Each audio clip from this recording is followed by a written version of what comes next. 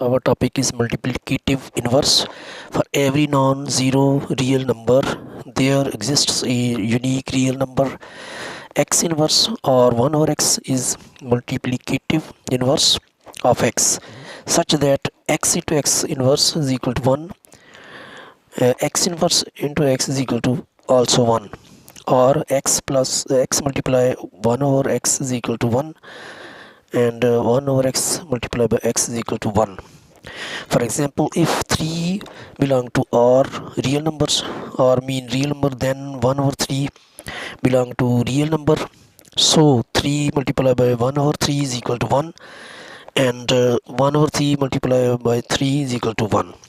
Then 3 and 1 over 3 are multiplicative inverse of each other. I hope you will be understand this property. I want to permission. Goodbye.